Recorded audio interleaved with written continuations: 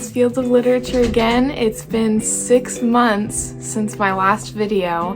Life has just been crazy and there's not been enough interesting things going on to film. Here we are. We're going to do a nautical book master list today, and I have my sister with me, and what we're gonna do is she's going to try and guess the plot of each book based on the title and the cover. Because I am not in the least of a book reader, so I have no idea what the plots actually are. I have never really seen her finish a book in her life, so this should be interesting. That's not I finished one book. The Language of the Cat. And then you did start Dewey. I started Dewey, but then it got boring because it started talking about politics and crap, So, like I said, this will be fun. So the first 2 books I feel like should have an honorable mention, even though she knows what they're about. We have Hook and Peter Pan. They're both classics in my mind. It's pretty self-explanatory. We all know what happens in Peter Pan, but I couldn't include a nautical book master list without having these in the video. So just an honorable mention. And to really get started, let's go with Captain Blood.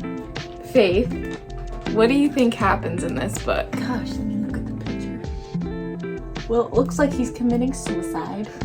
It's like he's sacrificing himself to the Kraken so that they can all have good weather and good prosperity.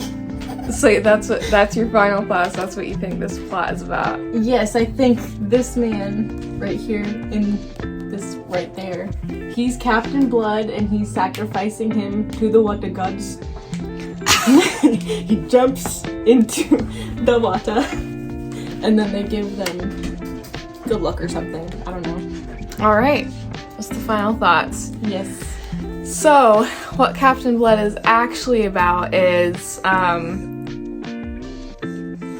our dog is crying. It's okay, baby. He's scared. Poor thing. So Captain Blood is actually about an Irishman who is wronged by the king or the government of Britain.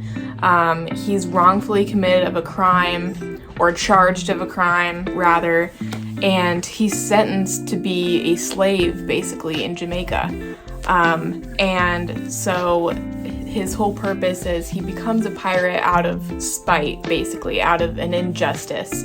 And he's very sarcastic and witty, and there's this unrequited love, and it's just kind of like an underdog story.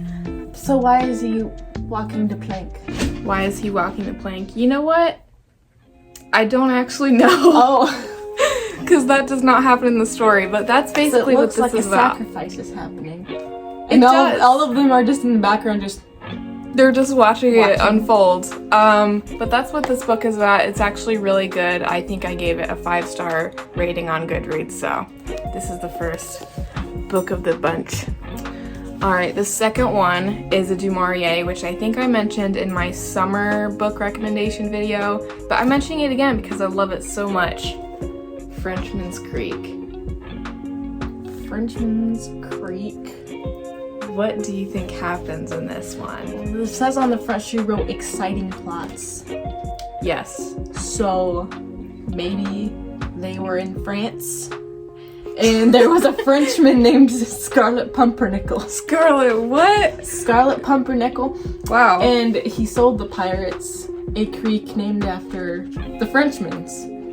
And to add some exciting factor, somebody died. I don't know. That's the most exciting thing I can think of. Somebody died in Scarlet Pumpernickel's Creek. Scarlet Pumpernickel.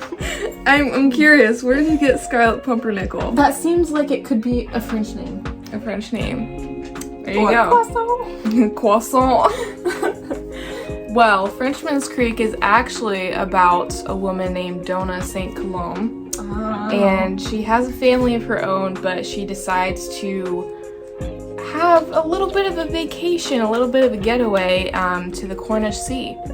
And she meets a French pirate there, and they have these little adventures together, and he romances her and he sketches birds, and they get on these crazy little outings together. And that's basically what this is. I feel like my story's better. Faith's story is a lot more interesting, I gotta say. But Du Maurier does a great job, so I can't say otherwise. All right, we have our second Du Maurier novel. This one, honestly, is better than the first I mentioned, in my opinion. We have Jamaica Inn. Oh, which Faith has seen. I haven't seen the whole thing, but she turned it on once when I was just like minding my business. All I know about it is that there was, okay, I must tell the story that is still in my brain from when you were watching it. Okay. Like, there's this girl, and I'm pretty sure she was born into this like really horrible family where they aren't they at like a smuggler's place or something, and then she finds like this really nice man and she wants to like jump out the window and run away with him. I can't remember how it like ends, but I'm pretty sure most people die. That's all I really remember. So Jamaica Inn is about the main character. Her name is Mary Yellen, and she goes to live with her aunt who lives at Jamaica Inn, and it is a smuggler's inn or tavern, and she's basically trying to uncover all of these secrets about the smugglers and about her uncle, who is a horrible, wretched man, and the man she likes, who is nice apparently, is her uncle's brother. So, yes, that was a frequent thing back then. If it's her uncle's brother, wouldn't it be her father? No, because her aunt is the one who is related to her parents. Oh. Yes. Wait, so how loud is Mary? I see where you're going with it. Because Mary be yelling. Okay, so yeah, it's all about piracy and theft and horrible things her uncle does, but the romance is pretty cool. He's a horse thief, actually. So is Ethan. Yeah, so that's for another story. That's for another time. Yeah, this book is amazing. It's very atmospheric. It's a perfect fall read in my mind. So if you're looking for something to add to your TBR in fall, this is the book for you. All right, moving on. This one I've read this year, and the cover is absolutely gorgeous. It's Treasury of Folklore, Seas and Rivers. It's pretty self-explanatory, but... Yeah, I feel like this is just a book full of like myths, and there's a mermaid who has no bra on, and a weird little sea creature with teeth. Yes. And the kraken. Yes. And... yeah, and it says right there, sirens, selkies, and ghost ships, so just a bunch of like myths and stuff. Yeah, so first of all, just admire that cover for a second. Hey, it's the Loch Ness Monster on the back. The Loch Ness, yes. It's a beautiful book to have on your bookshelf, but the reason I read this was partially for research for my own book, which I'm 51 chapters into, by the way. Yeah, we're almost reaching the end. But anyway, this book is a good in for getting into folklore and myths and legends if you're looking to, increase your knowledge in that area. So, and I was specifically interested in the sirens and kraken in this book, and it really is a good introduction for that. So I do recommend this one. All right, the next one is a classic. I don't think you've seen any adaptations for this one. It's Persuasion by Jane Austen. There's not much to say from the cover, so you have to guess solely on the name. Maybe there's this like really sheltered girl who lives with a rich family, so this poor little boy tries to come and persuade her to fall in love with him, and then he ends up being like a really huge jerk, and then he tricks her into like almost marrying him, and then she finds out the truth and he's hanged for his sins. Wow. You really had me in the first half, not gonna lie. So this is actually Jane Austen's last completed novel in her life. And her main character is Anne Elliot. And basically, she was going to marry this captain in the Navy, but she got persuaded not to marry him. That's why it's called Persuasion. So man did persuade somebody. I was right in that. Yeah, she was persuaded not to marry this man. And then 8 years later, he comes back into her life, and she's still very much in love with him. And it's basically their love story, and he's super romantic and amazing. And the reason I put this in the Nautical book master list is because he is a naval captain. It is set... I hear sirens. Uh-oh. It is set in coastal towns and has coastal elements, so that's why I included this one in the book master list. All right, the next one should have an interesting story. So this is part of the Fable series. This is kind of the prequel, but I personally like it more than the Fable books. And it's Saint by Adrienne Young. Faith, you can get a good look at the cover here. I feel like this is where Billie Eilish got her idea for ocean eyes. Like there's a literal ocean in his eyeball. See it? Yeah. So what do you think happens here? I mean, he obviously looks angry about something. Maybe he is the saint of a pirate crew and he gets motivated by his love for a woman of some sort. And then when they're in war with somebody, he risks his life to save his woman. You know what? That's a fair assumption. You know, I like it. This story is about, it's very similar. It's Fable's parents, basically. I'm sure most of you have heard of that story. And Saint, he's trying to get, he's trying to work his way up through this world that Adrienne Young has created, full of smugglers and merchants. And to do that, he has to go on a very risky adventure where he meets Isolde. I think that's how you pronounce her name. Isolde? Either way. So it's basically the beginnings of their love story. They're trying to run from her crazy mother, and it's just a very endearing story, very tense and atmospheric, and the world Adrienne Young has created is just really cool. So this is one of my favorites for YA. All right, now the next one you guys have heard also in the summer book recommendations video, and it probably won't be the last time I talk about it because I just love this saga so much. And it's the Hornblower series by C.S. Forster. Oh. Faith has seen some of the miniseries that was done in the 90s. So Faith... I can't even remember what the regular series was about. I know, she hasn't seen a whole lot of it. But what do you, just like based off what you know and what the covers are and the titles, what do you think happens? Mostly murders. Because there's many dead people on this picture right here. But they're obviously fighting with some other ship or something. Because I remember how much you liked it in the Hornblower series because Paul McGann was in there and she got a thing for him, and whenever he would shout fire, then she would be like, ew. And so they were obviously fighting with somebody. And then I remember a little bit of a romance happening with one of the people, the brunette with the brown eyes. You know who I'm talking about? Mm-hmm. I don't know who he was in love with, but... You mean Hornblower? That was Hornblower? I thought Paul McGann was Hornblower. No! That's Bush, his bestie. Oh! His best man. His bestie. But there was a romance and there was war. And that's how most pirate stories go. It's very intuitive. Yeah.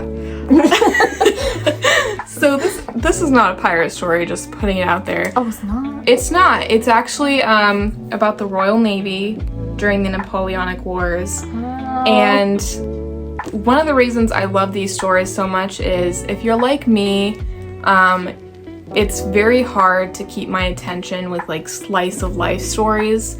So the genre of historical fiction can actually be difficult because most of the historical fiction novels I've read, at least, in my years as a reader, are very slice of life. Not a whole lot's happening. It's just kind of like set in that era, which is fine for most people, but I tend to like a little more plot and a little more action. So this series is really great because you're kind of following Hornblower along throughout his, rising through the ranks, and you get to meet his friends and his love interests, and I don't know, it's just a really heartwarming series while also learning about the Napoleonic Wars. So I really like it.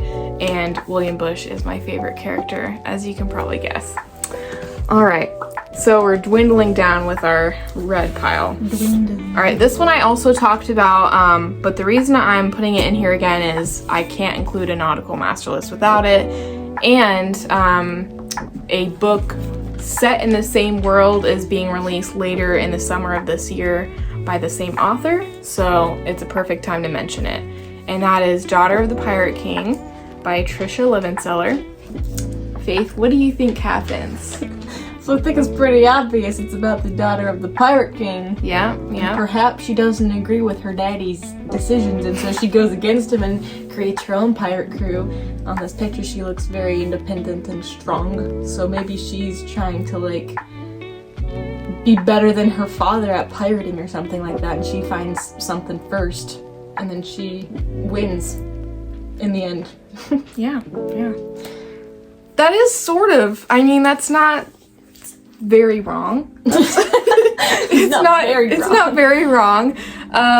Yeah, so like I kind of mentioned in the previous video featuring this book, it's about a girl named Alosa.